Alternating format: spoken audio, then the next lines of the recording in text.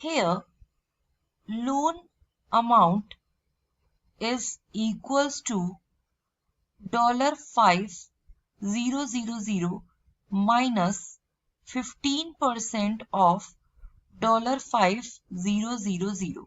So it is equals to $5,000 minus $5,000 multiplied by 0.15, that is equals to $5,000 minus $750, that is equals to $4,250.